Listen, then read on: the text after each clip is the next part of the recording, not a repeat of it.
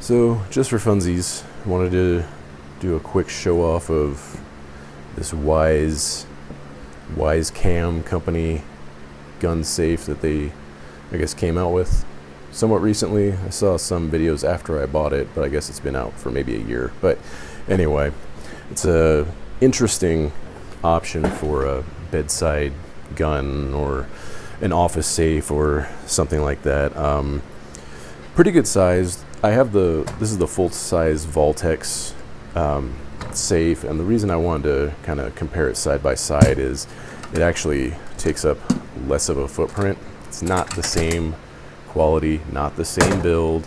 This is mostly plastic. This is 12 gauge steel. This is just a biometric or fingerprint / number pad lock. This has got 5 different features, so size wise is about all that I mainly care about, because none of these are indestructible, none of these are unpickable. It's like arguing which crap sandwich is made with the best bread. You're getting the same thing, with one's a little nicer than the other, but at their core they're, to keep kids and good guys out of your stuff. Bad guys will rip this off your nightstand and smash it against a rock. So with that said, the size is much better on this. However, this gives you a keyed option for total power loss. They're both battery operated. This has got the keyed option. This one does too. It's a barrel key, so it's a little more compromised, I guess, or easier to pick, where this is kind of, I don't know. I'm not a lock expert. Somebody will tell me this is garbage in the first comment. But it looks like to be a little more complex of a key to pick than the standard barrel locks that you could pretty much open with anything.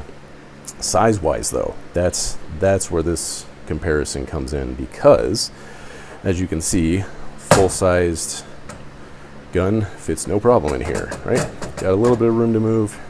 However, in this safe, and this is even without this extended mag, it won't fit past the hood of the red dot, so you kind of have to lay it at a diagonal angle, which it will fit, and it even fits with the mag installed. It will fit right in there. Problem is, and sorry, my camera's shaking. Problem is, when I'm using these, it's for a bedside safe, almost exclusively, just because it's quick. It doesn't take up much on top of the nightstand. Problem when I kind of practice what I would do if I had to open these up, is when I'm coming in after I get the door open, I want to get kind of a clean, straight on purchase grip on the gun, and with it diagonal like this, you almost kind of have to correct it a little bit before you can get it out and dispatch any ghosts that might appear at night. So with a compact size, this is my bedside gun that I do use, it fits pretty square in there. Like an overview, I guess, would be a better option. So as I'm coming in, I can get a hold of it and almost use the front of the weapon light as leverage to push my hand a little bit further into it. This doesn't have rubber feet or anything like that on it. It is pretty damn heavy. This one is, I think, 12 pounds. It's a thick one. So I can utilize that a little bit to get a little bit better grip on the gun as it comes out. So if it's diagonal, that's a bit of a problem. Now, if you don't have a red dot, then a regular size frame would fit just fine. Again, sorry for the shaky camera. So to give an idea, you've got a couple full-size options. CZ75 sized fits just snug in there, but again, no optic besides your iron sights. Full-sized P10F with an extended mag won't fit because of that upper sight. Without the mag, if you had a flush fit mag, it would fit just fine. Fortunately, this is a fireproof safe, so when this finally does explode, I don't have to worry if the door's closed. So when you start getting into the compacts, this is basically Glock 19 size Strike 80 with the red dot. It's the same as the P07 CZ that was in there earlier. It goes straight. You can put the weapon light in there. You got the red dot. You still need flush fit mags because it is right up against the bottom here, whereas again the Voltec, you have plenty of room for all your stuff you want on it. Now the Vaultec Compact Safe, or I guess the Life Pod, the standard size Life Pod, I think this is the XL or the K or whatever it is. Their standard size one is a bit smaller. I can get a 19 size frame in there with a red dot, flush fit mag only, and it shoehorns in there. It comes out, but I mean, there's no room for any kind of clearance in there. I've got a picture of it on my Instagram feed that kind of shows it's a damn near perfect fit, but no room for anything else. I don't even think a flared magwell would fit in there if you had that on your bedside gun. But most everything else, again, full size grip, compact frame, compensator on the slide, extended mag, fits again diagonally. So you kind of need a compact flush fit mag to be able to have an optic and have it in a kind of linear path as you're going to scoop the gun out. And if you don't do it that way, fantastic. But that's just kind of what I noticed. I do like this a lot. The keypad's great. This in the middle of the night, this fingerprint reader, you don't see it at night. There's no light. I wish they would do like a backlighting ring or something on it.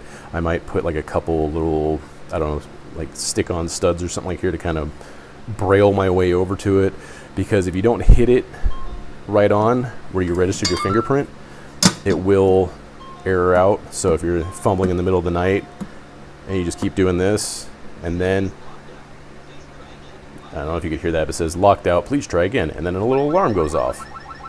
So that's kind of a bummer. I forgot my code. Anyway, doesn't matter.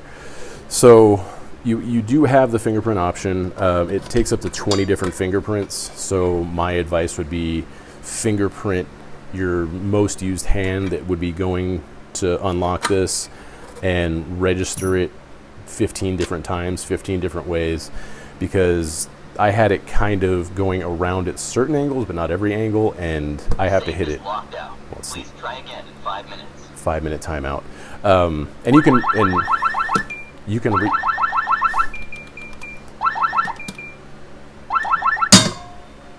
there you go. See, that's kind of it's a good thing, but it's a bad thing. It does have the alarm, and it also, that's the other way to open it, is with the app, which I'm recording with my phone. Otherwise I would show the app. Maybe I'll drop in a screenshot of it.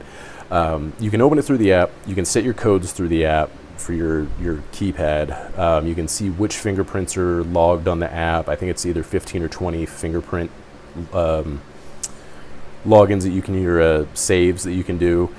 And also on the app, it'll show you the failed attempts, the successful attempts, I think it's the battery status maybe. So it gives you a bunch of information on the app too, which makes it really cool. Normally I don't like apps or anything Wi-Fi or Bluetooth when it comes to safes, just because that's another point that could be kind of compromised and hacked into, and somebody could open it remotely. I may disable the app, but I kind of like the login feature, because it'll kind of show me, you know, if anybody, little hands are getting in there that shouldn't be. You know, kids get curious and start messing with stuff. So that is a good feature, I think. Or if you're, you know, you got roommates or whatever, and you want to make sure they're not digging into your stuff. You know, it does have its benefits, but otherwise it's another vulnerability of the lock. So yeah, that's basically it. It's a good safe. I like it. Heavy as hell, built really well. The locking mechanism, I'm sure, is defeatable, and probably very quickly, as they all are. The best feature of all, however, is that it fits perfectly a Paragon. Have a nice day.